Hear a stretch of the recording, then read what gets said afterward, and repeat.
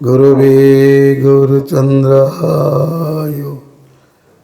राधिकायै तदालये कृष्णाय कृष्णभक्ताय तद्भक्ताय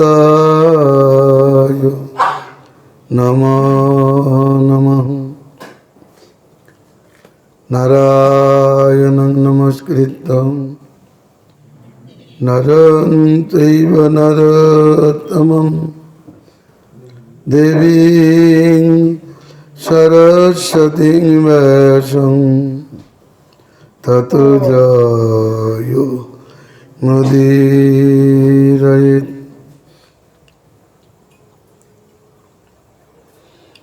जियान्निविदमोदरं कार्तिकेयरधिकेश्वरं कृपादम्ना दशं बद्ध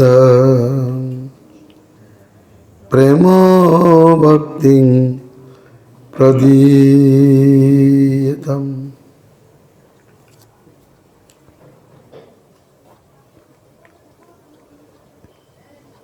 नरोत्तम प्रभुं वन्दे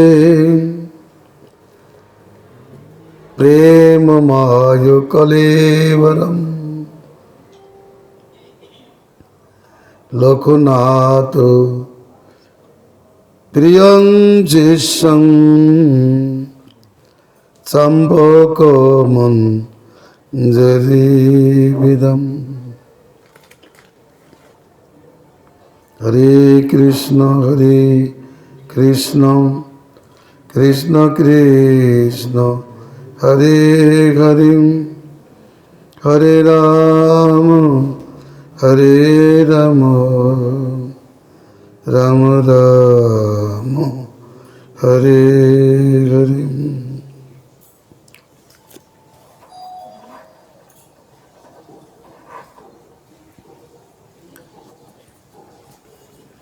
परम विजयते श्री कृष्ण संकीर्तनम राधा दामोदरो विजयते विजयते तमन। आज प्रेममय श्री नरोत्तम दास ठाकुरेर त्रयोदश तिथि पूजा बासर।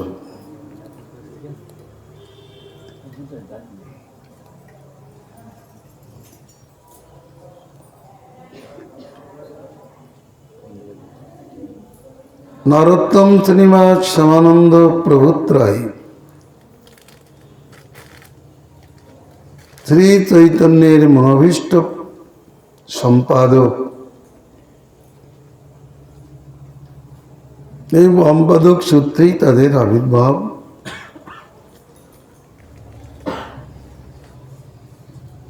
শ্রীমান মহাপ্রভুর পার্ষদগণ তিন ভাগে বিভক্ত, কেউ অগ্রসর, কেউ সহচর, কেউ অনুচর। ঈশ্বরপুরী মাধবেন্দ্রপুরী অদ্বৈতাচার্য নিত্যানন্দ প্রভু, পুণ্ডরিক বিদ্যানিধি এরা সকলেই অগ্রসর গুরুবর্গ। মাধবেন্দ্রপুরী প্রেম ধর্ম প্রবর্তন করেছেন, চৈতন্যদেব তা জগতে প্রচার করেছেন।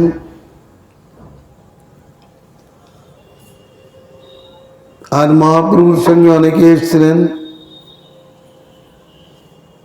মহাপ্রভু অন্তর্ধানের পরে মহাপ্রভু পার্শ্বদগণে জগতে এসেছেন, তারা চৈতন্যের মনোভীষ্ট সম্পাদন করেছেন। তাদের মধ্যে অন্যতম ধন্যতম এবং জগতের বরেণ্যতম নরোত্তম শ্রীনিবাস শ্যামানন্দ প্রভুত্রায়। আজ শ্রী নরোত্তম ঠাকুরের ত্রিভাব তিথি পূজা বাসর। এই তিথিতে নরোত্তম দাস ঠাকুর গম্বিলায় গঙ্গা স্নান করিতে করিতে অন্তর্ধান করেছিলেন। তার শরীরটা গলে গঙ্গায় মিশে গিয়েছিলেন।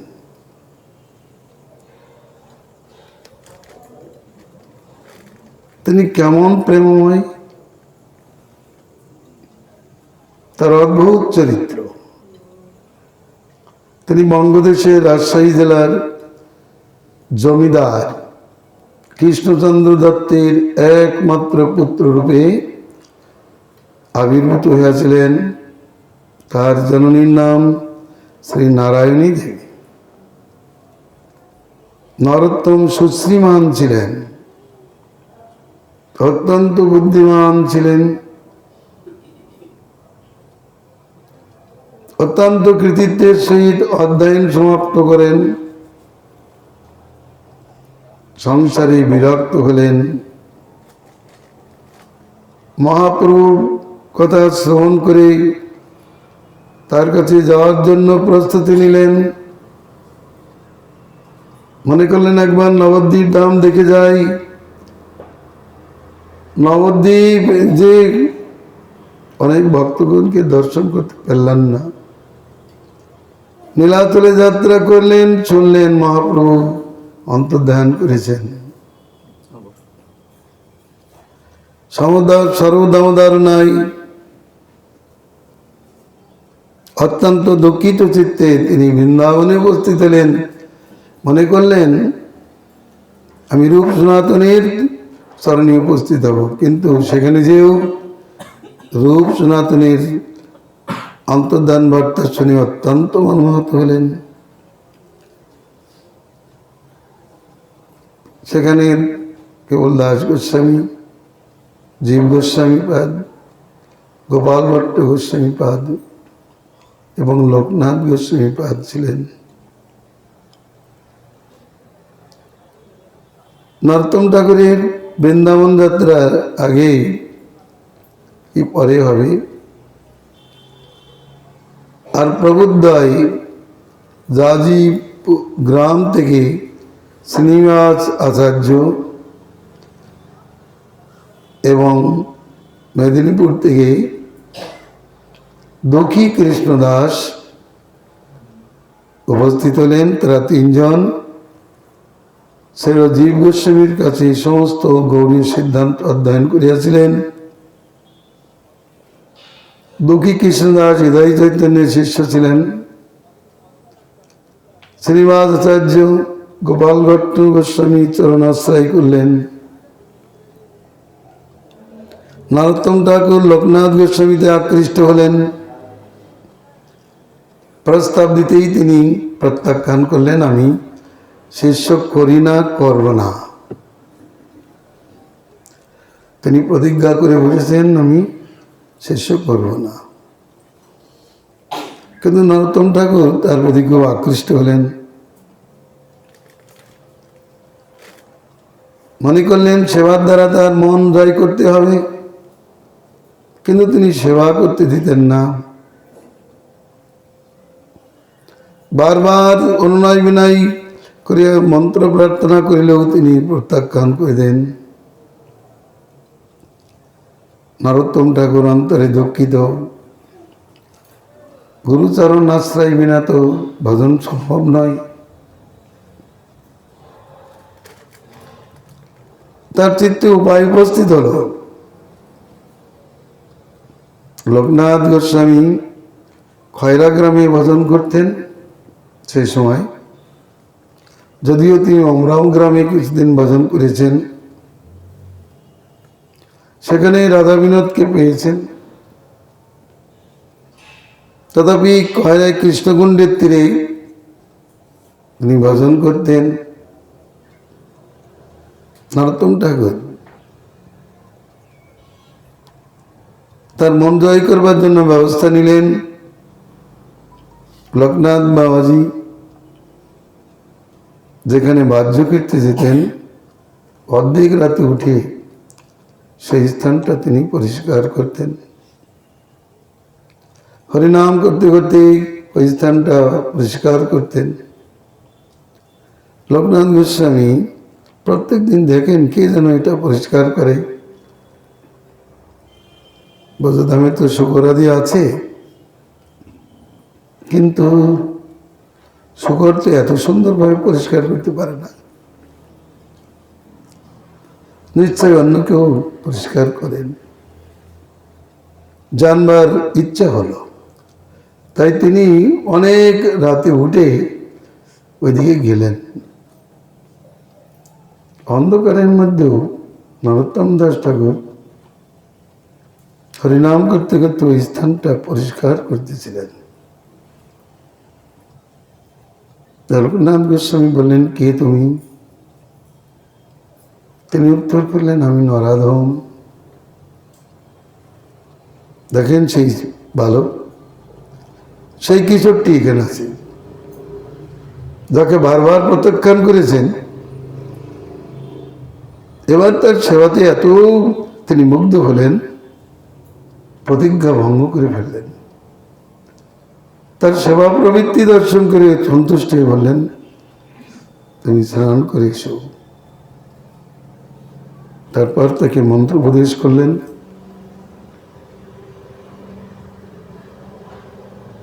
গুরুদেবের অনুগ্রহে তিনি ধন্য হলেন। খয়রা গ্রামে ভজন করতে করতে তিনি অপূর্ব ভাব প্রকাশ করলেন।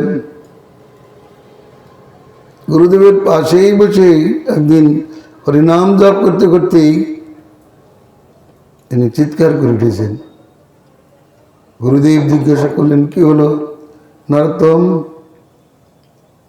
বলে, আঙুল পুড়ে গেছে। হরিনাম করছেন, আঙুল পুড়ে গেল কেন?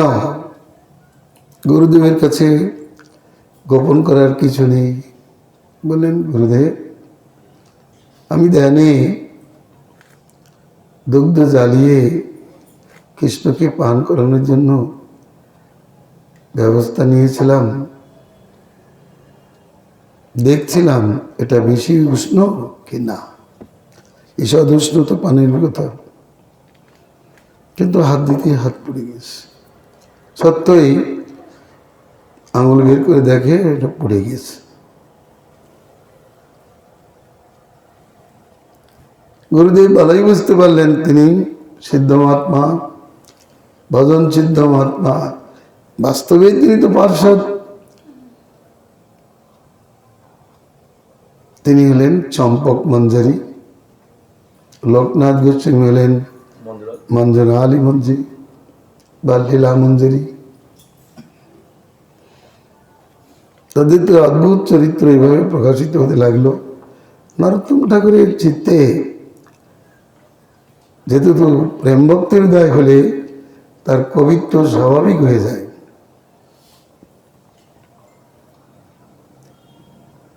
প্রত্যেক দিন তিলক করে মন্ত্র জপ করেন। যেহেতু অদ্বৈত পরিবারের, সেজন্য ভটপত্র তিলক করেন।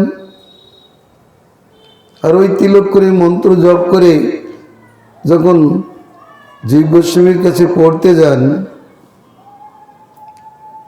জীব গোস্বামী তার দিকে দৃষ্টিপাত করে একদিন বললেন, নরোত্তম, তোমার তিলক তো ভটপত্র তিলক, তা তুমি এই তুলসী পত্রের মতো তিলক করেছো কেন?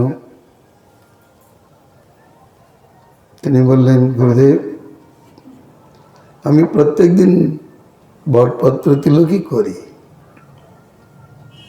কিন্তু মন্ত্র স্মরণের সময় চোখের ধারায় ওটা মুছে অমনি হয়ে যায়। গুরুদেব অত্যন্ত সন্তুষ্ট হয়ে বললেন, আজ থেকে তোমার পরিবার আলাদা, তোমার পুরুষী পত্র তিলক নরোত্তম পরিবার। নরোত্তমকে প্রভু উপাধি দিয়েছিলেন, শ্রীনিবাসকে আচার্য উপাধি দিলেন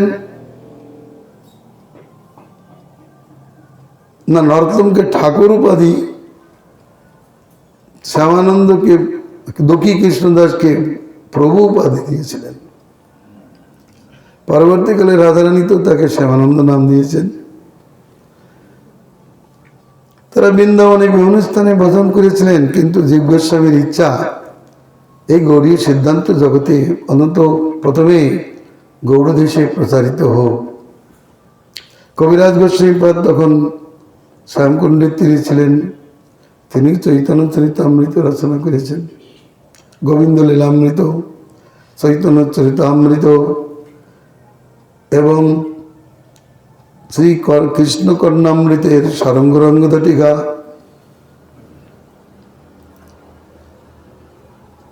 এবার জীব গোস্বামীপাদ আজ্ঞা দিলেন, তোমরা তিনজন এই গ্রন্থ সম্পদ নিয়ে গৌড়দেশে প্রচার করো। কারণ গৌড়ী সিদ্ধান্ত গ্রন্থ তখনও প্রকাশিত হয়নি। এই যে গোস্বামীদের গ্রন্থগুলি তো বৃন্দাবনেই আছে, প্রচার করবেন কে? তিনজনকে পাঠালেন। তারাই তিন দিকে গৌড়দেশে অশেষ বিশেষে গৌড়ী সিদ্ধান্ত প্রকাশ করলেন। তাদের অপূর্ব কাহিনী। প্রতিমধ্যে বনবিষ্ণুপুরে তাদের গ্রন্থ চুরি হয়ে গেল, কিন্তু সেই রাজাই আবার শিষ্য হয়ে সেই গ্রন্থের কপি করে বিশেষ করে প্রচারের ব্যবস্থা করে দিলেন। সে একটা অপূর্ব কাহিনী। যাই হোক, তিনজন তারা তিন দিকে প্রচার করেছেন। তিনজনে তিন রকম সুর প্রচার করেছেন, রেনেটি, গরানাটি, মনোহরশাহী। তিনটে সুরেই তিনজন মাতি দিয়েছিলেন। নরোত্তম ঠাকুর চলতে চলতে প্রচার কার্য আরম্ভ করলেন। অনেক সজ্জন তার চরণাশ্রয় করলেন। ব্রাহ্মণ সন্তান গঙ্গানারায়ণ চক্রবর্তী কৃষ্ণশরণ তার চরণাশ্রয় করলেন। কিন্তু মূর্খ জীব জানতে না পেরে তার নিন্দা করতে লাগলেন।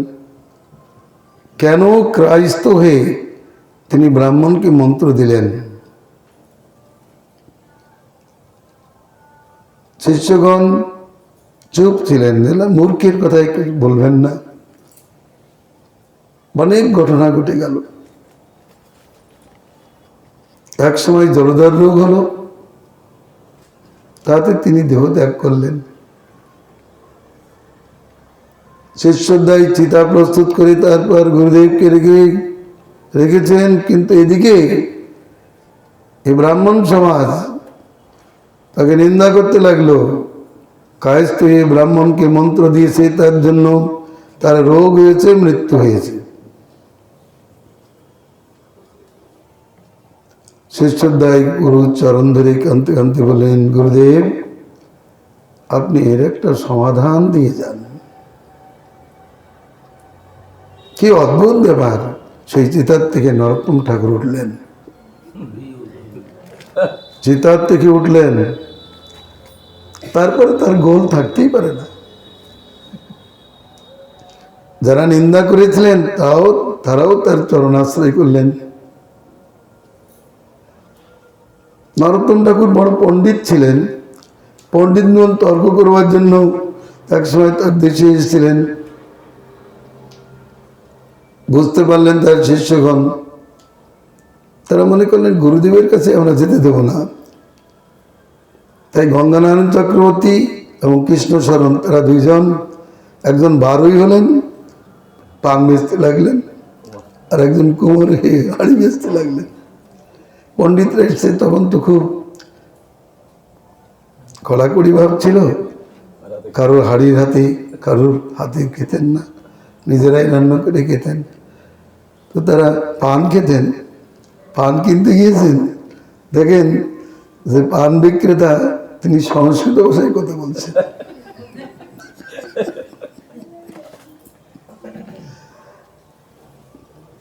বলেন কি এটা কার দেশ? বলেন নরোত্তমের দেশ। হ্যাঁ, নরোত্তম দেশের 12ই পর্যন্ত সংস্কৃত ভাষায় কথা বলে, ভালো। যাক, হাড়ি কলসি কিনতে গিয়েছে, তারাও সংস্কৃত ভাষায় কথা বলছেন। অবাক হয়ে গেছে। এমনকি তর্ক হলো, তর্কে ওখানেই তারা পরাজিত হলো। তখন তারা চিন্তা করলো, যাদের এই কুমোর আর বারোই এত পাণ্ডিত্যযুক্ত, সেই নরোত্তম কত পাণ্ডিত্যযুক্ত, ওদের ভালোই ভালোই আমাদের এখান থেকে চলে যাওয়া উচিত। তারা চলে গেলেন।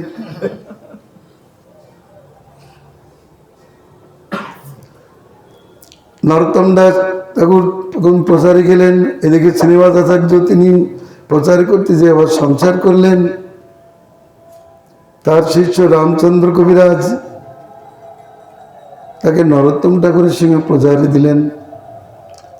রামচন্দ্র কবিরাজের সঙ্গে তার অত্যন্ত অন্তরঙ্গ ভাব ছিল। তিনি এই প্রার্থনা করেছেন, আমার যদি জন্ম হয় তা যেন রামচন্দ্রের সঙ্গ লাভ হয়।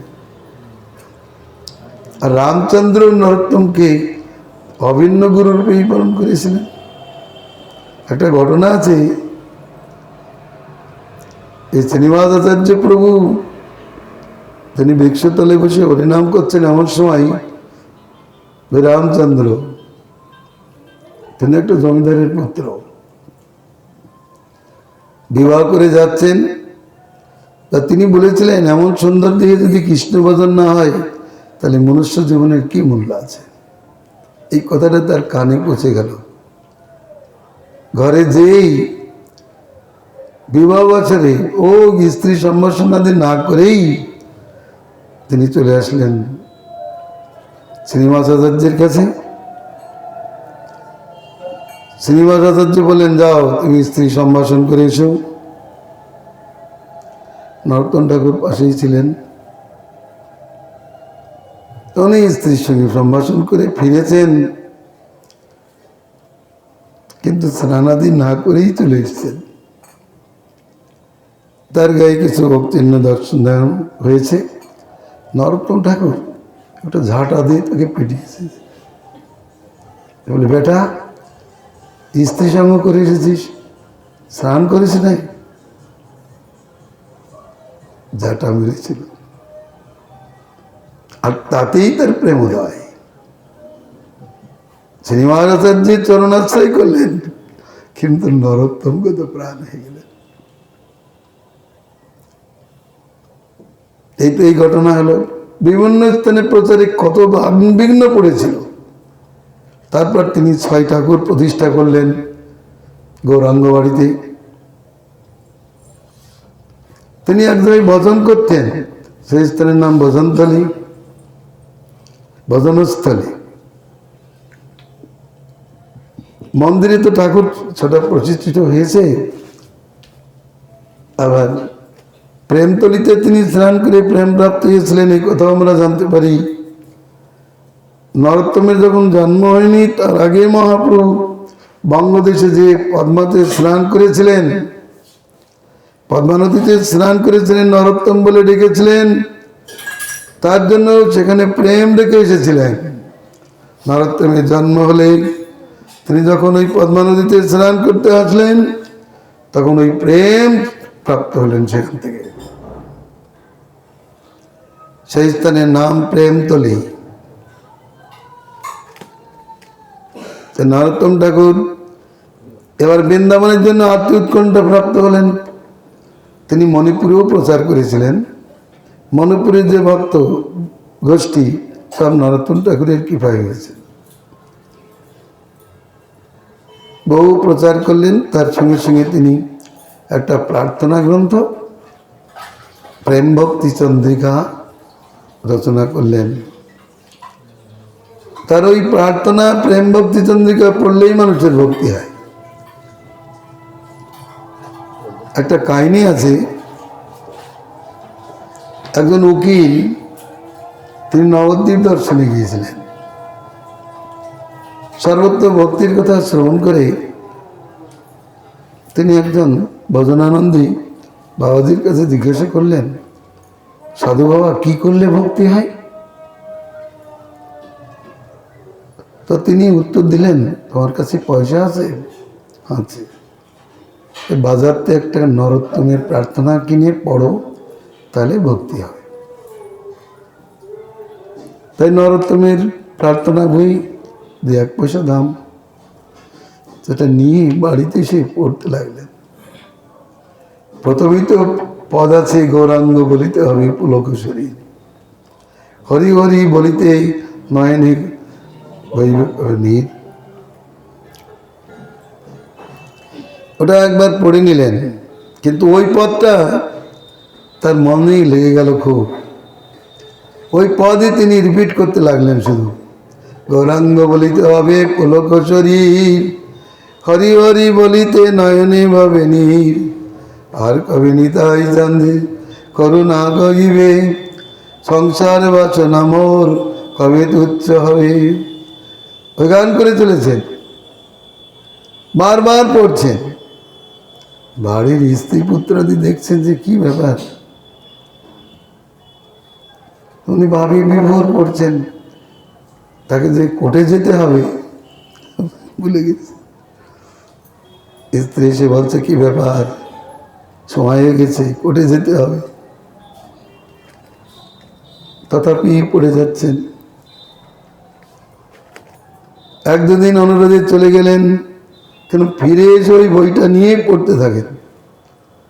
পড়তে পড়তেই চোখের জল, গৌরাঙ্গ বলিতে হবে পুলক শরীর। ওই গান করতে করতেই বিভোরে পড়ে। সংসারের লোক বিরক্ত হয়ে গেল, আর তিনিও বিরক্ত হয়ে সংসার ছেড়ে দিয়ে নবদ্বীপে এসে সাধুর সঙ্গে ভজনে লিপ্ত হলেন। তার ভাবোদয় হল, তার ভক্তি লাভ হল। সত্যই নরোত্তম ঠাকুরের প্রার্থনা, যে 3 প্রকারের প্রার্থনা, সংপ্রান্তনাময়ী, লালসাময়ী আর ধন্যবাদিঘা, পড়লেই ভক্তি হয়। তারপরে প্রেম ভক্তি চন্দ্রিকা, উজ্জ্বল নীলমণি, ভক্তের সমৃত সিন্ধুর, সারাচ্ছার উপদেশ, পদ্য ছন্দে তিনি রচনা করেছেন। এবার বৃন্দাবনে আসার জন্য তার উৎকণ্ঠা, বৃদ্ধ হয়ে গেছেন, আসতে পারছেন না, তখন গান ধরেছেন। তখন তিনি গান, হরি হরি আর কবে পালটিবে দশা, এসব করিয়া ভাবে যাব বৃন্দাবন ধামে, এই মনে করিয়াছি আশা। কত আরতি করে গান ধরেছেন।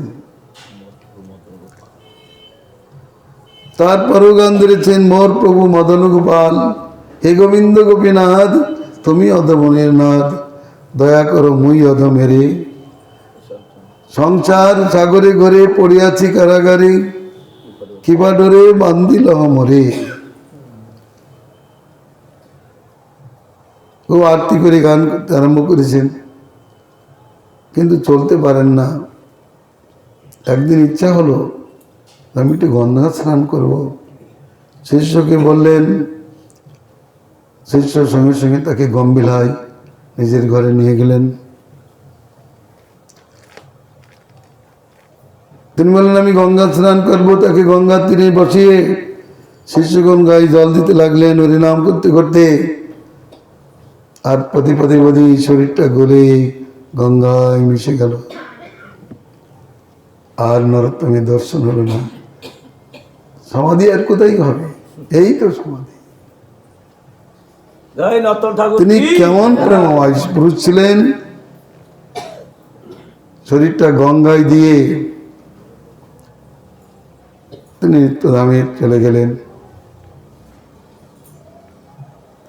আজ মানুষের যে ভক্তি হচ্ছে ইহাদের করুণায়।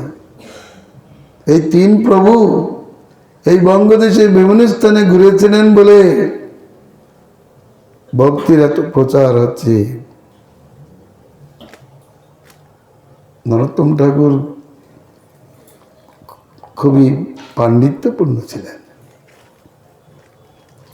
জীবের প্রতি করুণা করে সহজ ভাষায় পদ্য ছন্দে তিনি সমস্ত সিদ্ধান্তগুলি প্রকাশ করেছেন। প্রেম ভক্তি চন্দ্রিকা পড়লেই বোঝা যাবে। তিনি প্রেম ভক্তি চন্দ্রিকায় প্রথমেই বলেছেন শ্রী চৈতন্য মনোভীষ্টং স্থাপিতং যেন ভূতলে স্বয়ং রূপ কদামজ্জং দদাতি শপদান্তিকম। এই জগতে এই ভূতলে শ্রী চৈতন্যের মনোভীষ্ট সম্পাদনকারী শ্রী গোস্বামী কবে তার পদতলে এ দাসকে আশ্রয় দিবেন? তিনি ছিলেন রূপানুগ প্রধান। যেমন দাস গোস্বামী, যেমন কবিরাজ গোস্বামী, তাদেরই বংশাবতাংশ স্বরূপে এই নরোত্তম ঠাকুরের প্রার্থনা পড়লেই বোঝা যাবে তিনি কেমন রূপানুগ। এমনকি গুরুদেবকে বলছেন, কবে লোকনাথ প্রভু সদাই হইবে, শ্রীরূপের পাদ পদ্মে মোরে সমর্পিবে।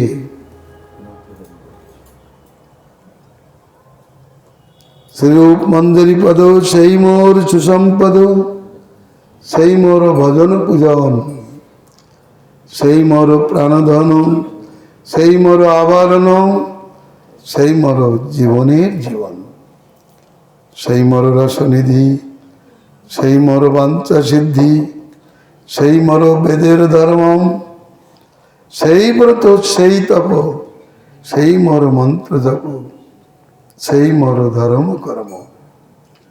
অনুকূল হবে বিধি, সে পদে হইবে সিদ্ধি, নিরখিব দুই নয়নে, সেরূপ মাধুরী রাশি, প্রাণ কুবলয় শশী, প্রফুল্লিত হবে নিশিদিনে।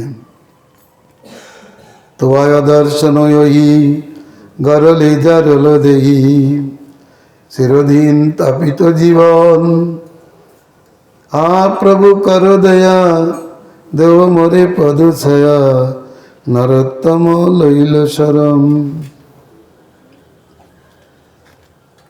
ডাক ভজনের প্রকার তিনি তার রচনার মধ্যে দিয়ে সুষ্ঠুরূপে ব্যক্ত করেছেন। রূপের পশ্চাতে আমি রহিব দাঁড়াইয়া। রাধাকৃষ্ণ জিজ্ঞাসা করবেন কোথায় পেলে, মঞ্জনালী এই মন্দিরকে দিয়েছে ইত্যাদি পদগুলো পড়লেই বোঝা যাবে স্পষ্ট। কারণ এরা জগতে শিক্ষা দিতে এসেছেন। এরা বদ্ধ জীব নয় বা সাধন সিদ্ধ জীব মাত্র নহেন, এরা জীবনে যে সাধনের বেকার দেখিয়েছেন জগৎকে শিক্ষা দেওয়ার জন্য। কারণ উত্তম ব্যক্তি যা আচরণ করেন, অধম ব্যক্তিগণ তা অনুসরণ করেন। যেমন রূপ সনাতনের চরিত্র, এরা সকলেই তো নিত্যসিদ্ধ পার্শ্বদ, তাদের জীবনে আবার সাধন সন্দর্ভ দেখা যায়। এটা আচার্য লীলা। এমএ পাস করেছেন গুরুদেব, তথাপি তিনি শিক্ষক ছাত্রকে বোঝাবার জন্য স্লেট পেন্সিল দিয়ে ব্ল্যাকবোর্ডে লেখালেখি করছেন। ও লেখাটা তার জন্য নয়, কিন্তু অন্যের জন্য। যেমন উদ্ধব অর্জুনের মাধ্যমে ভগবান উপদেশ করে জগৎজীবকে শিক্ষা দিয়েছেন, বসুদেব দেবকীর মাধ্যমে সাধন সন্দর্ভ শিক্ষা দিয়েছেন যে ভগবানকে প্রাপ্ত হতে গেলে কেমন চরিত্র হওয়া উচিত তা শিক্ষা দিয়েছেন। সেই নরোত্তম দাস ঠাকুরের 6 ঠাকুরের মধ্যে প্রথম তিনিই মহাপ্রভুকে প্রতিষ্ঠা করেছিলেন। এদিকে নবদ্বীপে শ্রী বিষ্ণুপ্রিয়া দেবী গৌরাঙ্গ মহাপ্রভু মূর্তি প্রতিষ্ঠা করেছেন। মহাপ্রভুর জীবিত কালে গৌরীদাস পণ্ডিত গৌরনিত্যানন্দের মূর্তি প্রতিষ্ঠা করেছেন। ওদিকে চাপাহাড়িতে শ্রী ঋষভ বাণীনাথ তিনি গদাধর মূর্তি প্রকাশ করেছেন। আর নরোত্তম ঠাকুর মহাপ্রভুকে প্রকাশ করেছেন। বল্লভীকান্ত ঠাকুর আছে, তার নিজস্ব ঠাকুর, বিশেষ ঠাকুরের নাম হচ্ছে রাধা ব্রজমোহন। রাজশাহীতে এখন সেই ঠাকুরগুলো নাই, একজন আছে। আবার এদিকে ভগবানগুলায় অনেকে শিষ্যর বাড়িতে নিয়ে গিয়েছিলেন। আগে তো ভালোই সেবা পূজা হচ্ছিল, এখন তেমন কিছু ব্যবস্থা নেই। তবে তার মাঘী পূর্ণিমা এখানে উৎসব হয় বড়।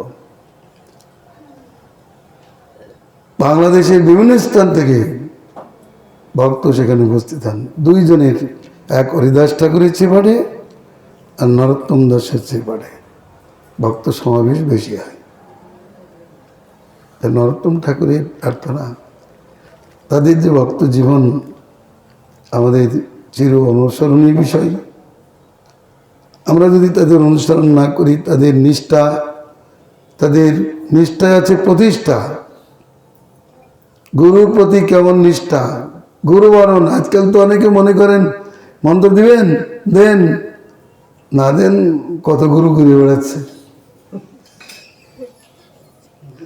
বৃন্দাবনে গলিতে গলিতে গুরু।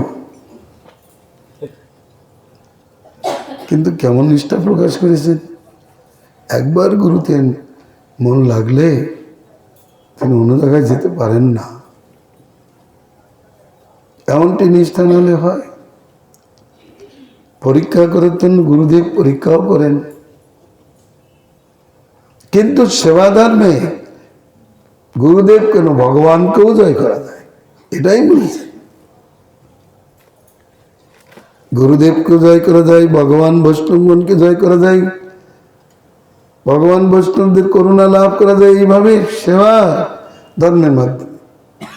সেবা প্রাণ হও। কিছু প্রাপ্ত হতে গেলে সেবা প্রাণ হও। শুধু প্রণিপাত করলেই হবে না, শুধু বারবার প্রশ্নবান মেরে গুরু বৈষ্ণবকে জর্জরিত করলেও হবে না, কিন্তু সেবা প্রাণ হও। যা কিছু জানবার আছে সেবা প্রাণ হলে তাদের কৃপায় সেটা স্ফূর্তি প্রাপ্ত হয়। এটাও ভগবান নিজে আচরণ করে শিক্ষা দিয়েছেন। গুরুর আজ্ঞা, গুরুকুলে গিয়েছেন, গুরুমা বলছে কাঠ আনতে হবে। তারা তো বলতে পারতেন আমরা রাজপুত্র, আমরা এখানে পড়াশুনো করতে এসেছি, এখানে কি কাঠ সংগ্রহ করতে এসেছি, তা তো বলেননি, গিয়েছেন। আবার ঝড় বৃষ্টি, তার মধ্যে থেকেও কাঠের বোঝা মাথায় রেখে রাত্র যাপন করেছেন। গুরুর কাছে আসতে গুরুদেব প্রসন্ন হয়ে আশীর্বাদ করলেন, সমস্ত বেদবাণী তোমাদের হৃদয়ে স্ফূর্তি প্রাপ্ত। দেখো, পড়াশুনো করে যেটা না প্রাপ্তি হয়, আশীর্বাদে তা হয়। এত সর্বং গুরু বক্তা।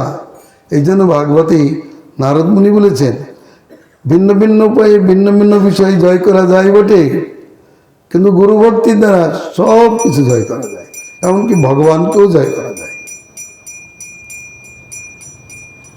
নরোত্তম ঠাকুর জানিয়েছেন গৌরাঙ্গ মহাপ্রভু স্তব স্তুতিতে তার ভক্তি গৌরাঙ্গ, তার একটা গান, বহু গানের কাছে যেতে হবে না, গৌরাঙ্গের একটা গান গেলে আমরা বুঝতে পারবো তার রচনা বৈশিষ্ট্য কেমন। গৌরাঙ্গের দুটি পদ, যার ধন সম্পদ সে জানে ভগবতী রস সার। ব্যাস, কোনো কথা না। ভক্তিরস সারকে জানবে, গৌরাঙ্গের চরণকে যে সার করেছে, স্পষ্ট কথা, বিশেষ প্রমাণিত বিষয়। ভক্তিরসের সার আর কেউ জানতে পারবে না।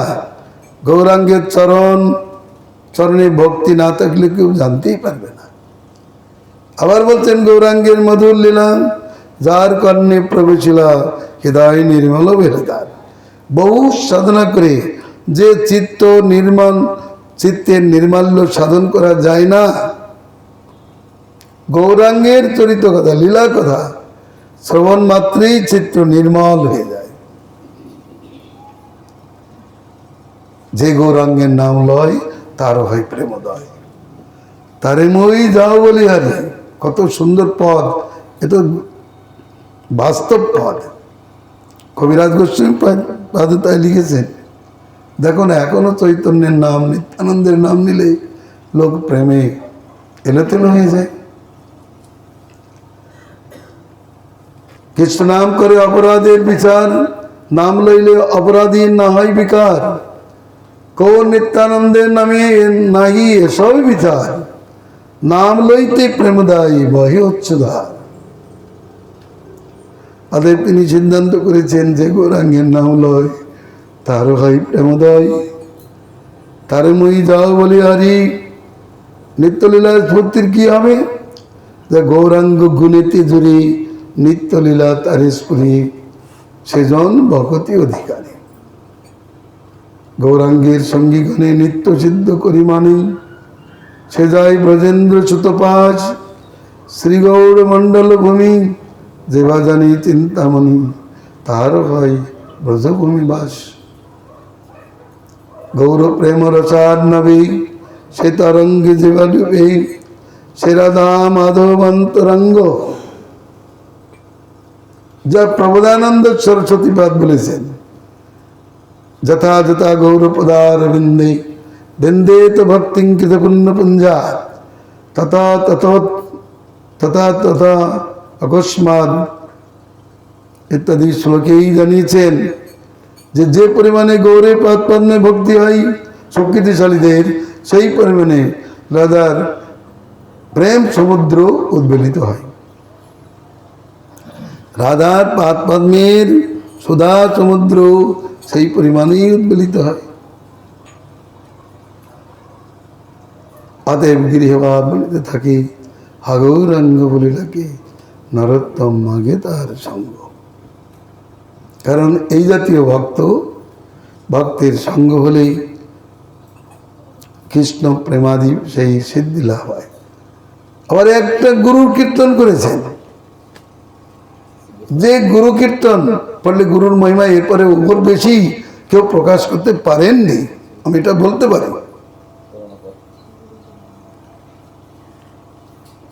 গুরুর মহিমা অনেকে গুরু সম্বন্ধে বলেছেন, কিন্তু উনি কেমন লিখেছেন? শ্রীগুরু চরণ পদ্ম কেবল ভকতি সদ্ম, কেবল ভক্তির সদ্ম আশ্রয় স্বরূপ শ্রী গুরু চরণ পদ্ম। গুরুচরণ একটা নাম। শ্রী গুরু চরণ পদ্ম কেবল ভকতি সদ্ম, বন্ধময়ী সাবধান মতে। কেন? যার প্রসাদে ভাই এভাব তরিয়া যায়, কৃষ্ণ প্রাপ্তি হয় না আসে। গুরুমুখ পদ্ম এই জন্যই বলেন, যদি সংসার উদ্ধার, সংসার সমুদ্র থেকে উদ্ধার, কৃষ্ণ প্রাপ্তি যদি হয়ে যায়, তাহলে তাতেই মনোসংযোগ করা উচিত, তার বাক্যেই মনোসংযোগ করা উচিত। অতএব বললেন, গুরুমুখ পদ্মবাক্য চিত্তেতে করিয়া ঐক্য। কোথাও লেখা আছে সক্য, আর না করিও মনে আসা। যস্য প্রসাদাৎ ভগবৎ প্রসাদ, যস্য প্রসাদান্নগতি কুত হবি। তাহলে কর্তব্য কি?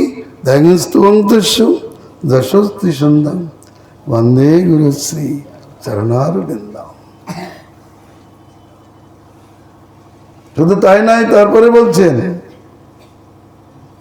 গুরুমুখ পদ্মবাক্য চিত্তেতে করিয়া ঐক্য, আর না করিও মনে আসা। শ্রী গুরু চরণের রতি, সেই উত্তমা গতি, যে প্রসাদে পুরে সদ্ভাষা। চক্ষুদান দিলা যেই, জন্মে প্রভু সেই।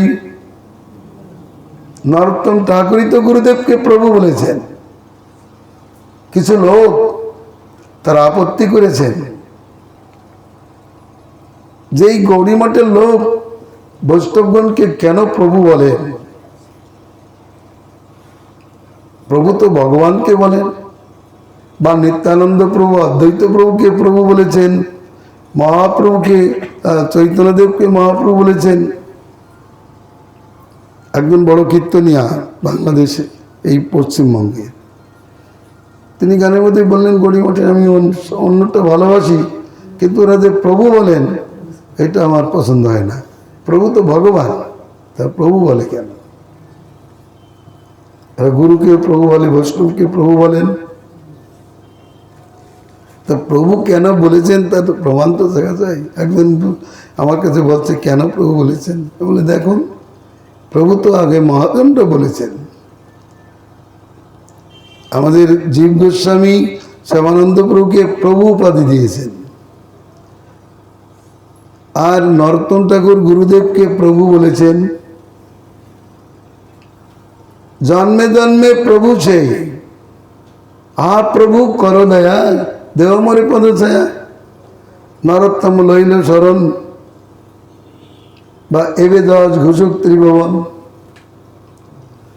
তাছাড়া ভাগবতের রীতি, ভাগবত পড়লে দেখা যাবে যে ব্রহ্মা নারদ সংবাদে ব্রহ্মা নারদকে, না, নারদ ব্রহ্মাকে প্রভু বলছেন, সুখদেব পরীক্ষিতকে প্রভু বলেছেন, পরীক্ষিত সুখদেবকে প্রভু বলেছেন, যুধিষ্ঠির মহারাজ বিদুরকে প্রভু বলছেন, প্রভু সম্বোধন করেছেন।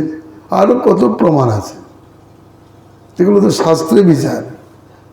বৈষ্ণব প্রভু না, কেন প্রভু? তারা মানে ব্রহ্মাণ্ড তারিতে শক্তি ধরে জনে জনে, এবে পুরাণে গুণ গাইতে বাসনে, ব্রহ্মাণ্ড তারণ করতে পারে এত বড় প্রভাব যার, তাকে প্রভু বললে আপত্তি কিসের? যাই হোক, নরোত্তম ঠাকুর এইভাবে প্রার্থনা করেছেন, তিনি পদে দিয়েছেন, কবে লোকনাথ প্রভু সদাই হইবে, শ্রীরূপের পাদ পদ্মে মোরে সমর্পিবে, ওখানে পদ আছে। তো জন্মে জন্মে প্রভু, সেই শব্দের অর্থ কি? গুরুদেব জন্মে জন্মেই আমাদের প্রভু থাকেন। এ কথাটা বলেছেন শচী গুরুদেবকে, যেখানে নহুষ শচীর উপর আক্রমণ করেছে, শচীকে ভোগ করবার প্রস্তাব দিয়েছে, ইন্দ্রপত্নী শচীরকে ভোগ করবার প্রস্তাব দিয়েছিল।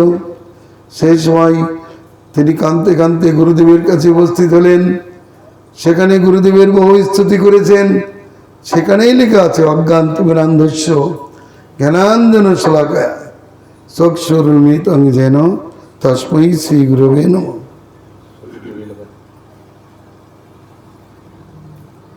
এবং সেখানে বলেছেন, জন্মে জন্মে প্রভু, এক জন্মে নয়। আমরা বুঝতে পারি, শিষ্যকে উদ্ধার করবার জন্য, শিষ্যকে নিয়ে যাওয়ার জন্য গুরুদেব এই জগতে আসেন। ভগবান যেমন আছেন, ভগবানের প্রতিনিধি স্বরূপ গুরুদেব এই জগতে আসেন, তার প্রমাণ আছে। আমরা দেখতে পাই ভাগবতে, শিষ্য নয় অত পুত্র স্বরূপ হরিণ শিশুকে ভালোবাসায় হরিণ শিশু হয়েছে রঘুবন রাজা, আর গুরুদেব আবার চড়ভরত রূপে এসে তাকে দিব্য জ্ঞান আদি দান করে তারপর অন্তর্ধান করেছেন। পূর্বে তাকে তো জ্ঞান দিতে পারেননি, এবার দিয়েছেন। এতে তিনি সিদ্ধ হয়েছেন। এই জন্য নরোত্তম ঠাকুরের পদ আমাদের বিশেষ পরিধানযোগ্য। কেউ বলেছেন, এই তিন প্রভুই যেন আমাদের তিন আরাধ্য প্রভুরই একটা অবতার বিশেষ। নরোত্তম ঠাকুর যেন মহাপ্রভুর অবতার, ওদিকে নিত্যানন্দ প্রভু অবতার ওকে বলছেন, ওই শ্যামানন্দ প্রভুকে বলছেন, আবার অদ্বৈত প্রভুর অবতার শব্দে শ্রীনিবাস আচার্যকে বলছেন। যাই হোক, এই তিন প্রভু গোস্বামীদের পরে এই তিন প্রভুদের স্থান। এই তিন প্রভু জগতে প্রচার করেছেন, তাদের পরম্পরায় এখন সর্বত্র প্রচার প্রসার হচ্ছে। এসব মহাভাগবত, এদের কৃপা যেদিকে বীজ বপিত হয়েছে, কৃপা বীজ যেদিকে রোপণ হয়েছে, সেদিকে ভক্তির কার্য আরম্ভ হয়েছে। এটা হতেই থাকবে। চৈতন্যের ধারা চলতেই থাকবে, লুপ্ত হবে না, বরং বাড়তে থাকবে। শ্রীমান মহাপ্রভুর অপার করুণার পাত্র, জগতে ধর্ম শিক্ষা দেওয়ার জন্য তাদের এই অবতার। অতএব আজ নরোত্তম ঠাকুরের চরণে প্রণাম জানাই, তিনি আমাদের প্রতি প্রসন্ন হন, তার প্রার্থনামৃত আমাদের অন্তরে প্রকাশিত হোক, প্রেম ভক্তি চন্দ্রিকার মর্ম উপলব্ধির বিষয় হোক, এবং আমরা তারই মতো আরতি করে বোধধামে বাচ এবং বাচের আরতি নিয়ে ভজন করতে পারি। হরি বলবার মদন গোপাল হের ভোগ, গানটি কত সুন্দর গান। এটা নবদ্বীপ, আমাদের ভক্তিমান ঠাকুরের যেমন নবদ্বীপ ভাব তরঙ্গ শুধু সেবাবিলাসময়, তেমনি নরোত্তম ঠাকুরের সেবাবিলাস, সিদ্ধির অবিলাস, এগুলো খুব সুন্দর। আবার রাধাকৃষ্ণ প্রাণমোর, যেগুলো কিশোর, এছাড়া আরও পদ আছে নরোত্তম দাসের, সেইগুলি ওখানে লেখা হয়নি। আমরা পদরত্নাবলীর থেকে আরও কিছু পদ পাই। নরোত্তম ঠাকুরের যুগল বিলাস পদ আছে।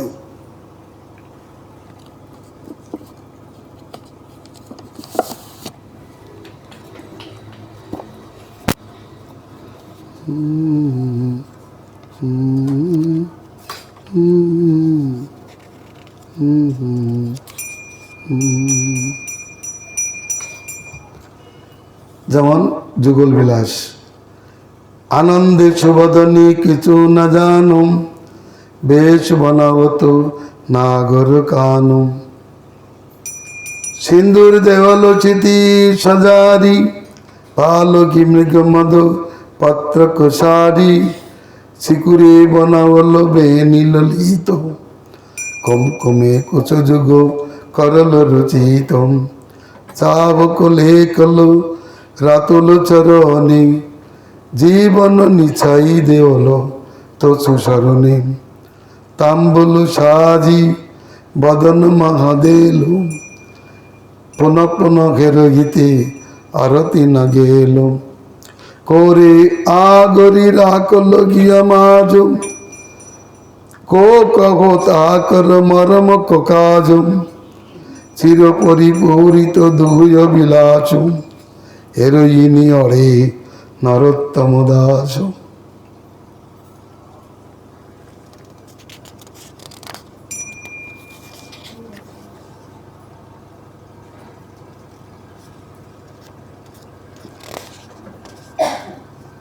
আরো পদ আছে, যেমন এই প্রেম ভক্তি চন্দ্রিকার বা প্রার্থনার মধ্যে মোর প্রভু মদন গোপাল, এই পদটা নাই, অন্য জায়গায় আছে।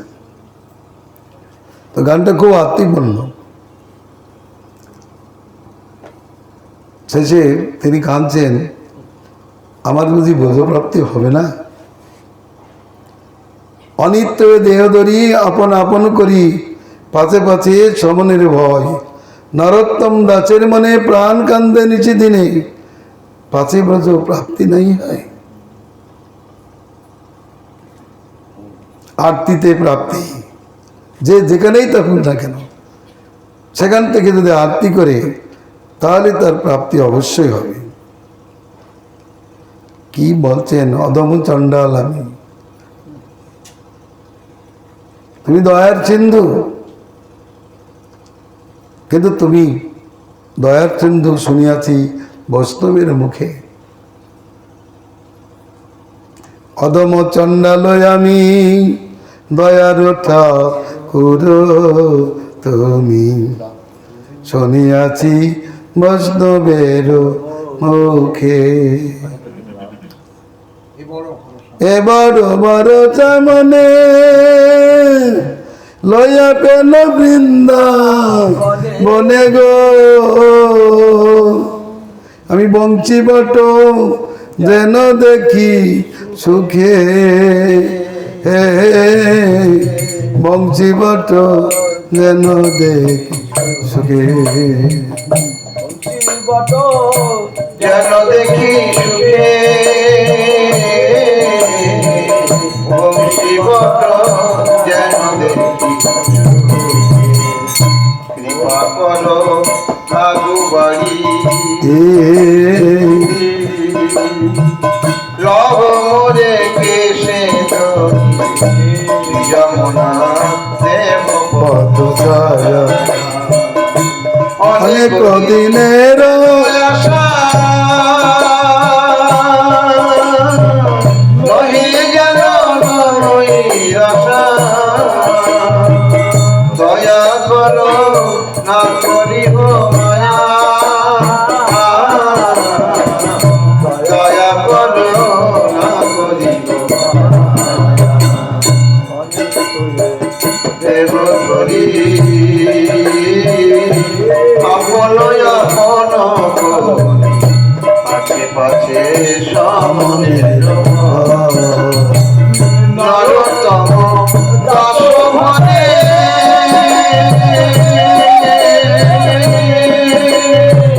ভালো কাঁদে সেই দিনে নরতম দাস মনে ভালো কাঁদতে লাগতে দিনে পাছে ব্রজ প্রাপ্তি নাহি পাছে ব্রজ প্রাপ্তি নাহি মদন গোপাল মোর প্রভু মদন গোপাল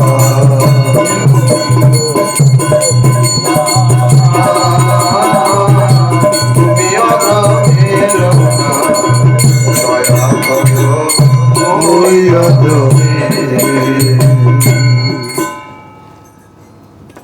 আবার নরোত্তম ঠাকুরের নিত্যানন্দ প্রভুর মহিমা সূচক যে পদ, সেই পদই তো খুব মধুর পদ। ওদিকে চৈতন্যের ভজনে গান ধরেছেন,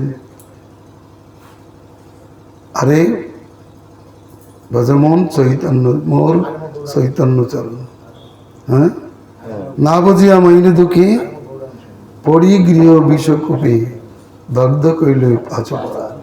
কত ধন্যভাবে, অথচ মহাপ্রভু মহিমা কত সুন্দরভাবে প্রকাশ করিয়াছে। তারপরে আর একটা গান আছে আমাদের পেজবা জ্যোতি মহারাজ এবং পদ্মনাভ মহারাজ প্রায় গেতেন ওইখানে, তুমি তো দয়ার সিন্ধু অধম জনার বন্ধু মোরে নাথ করে একদিন ছাড়া বইটা গাও, পরিবার মাস খুব ভালো আছে। তুমি তো দয়ার সিন্ধু অধম জনার বন্ধু মোরে প্রভু কর অবদান পড়িনু অসদ বলে কাম তিমিং গিলে গিলে ওহে নাথ কর পরিত্রাণ যাবৎ জনম মোর অপরাধে হইনু ভোর নিষ্কপটে না বচিনু তোমা তথাপিও তুমি গতি না ছাড়িও প্রাণপতি মোর সম নাহি কদমা তুমি তো পরম দেবা নাহি মরি উপেক্ষিবা শোনো শোনো প্রাণের ঈশ্বর যদি করি অপরাধ তথাপিও তুমি নাথ সত্য সত্য যেন সতীর প্রতি। হ্যাঁ, তারপরে বলছেন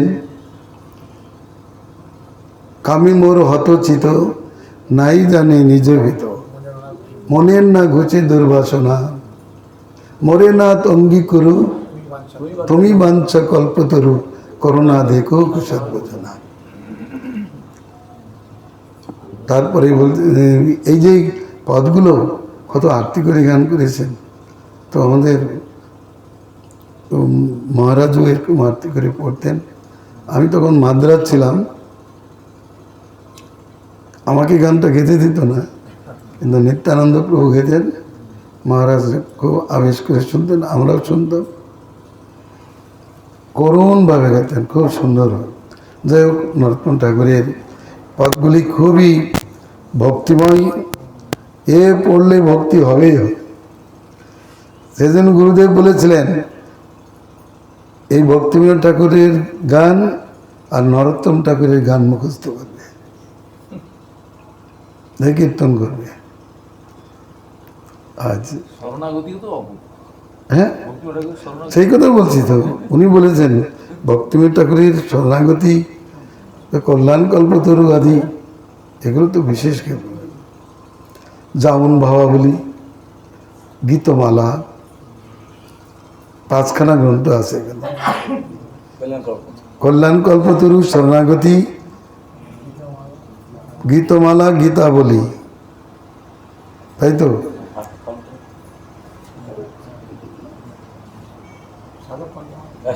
না না না, সাধক কোনটা বললাম না,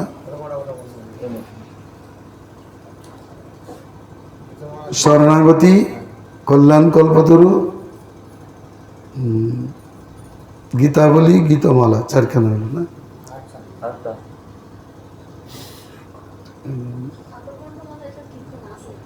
না, সাধক কণ্ঠ বলার না, ওটা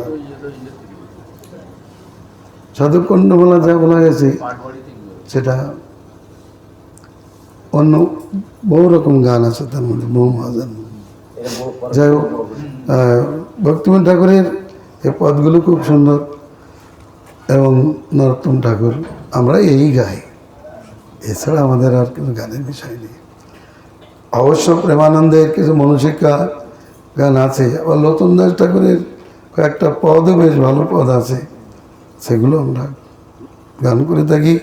তবে নরোত্তম ঠাকুরের পদই আমাদের যেন প্রাণ তুল্য, এটা মনে রাখতে হবে। নরোত্তম ঠাকুরের প্রেম ভক্তি চন্দ্রিকা বা এই প্রার্থনাটা খুব ভালো করে পড়তে হবে। সাধক জীবনের দন্য, আরতি, উৎকণ্ঠা, ভগবত প্রাপ্তির জন্য যে কেমন হওয়া উচিত তা তিনি রচনার মাধ্যমেই জানিয়েছেন। যাই হোক, আজ এখানে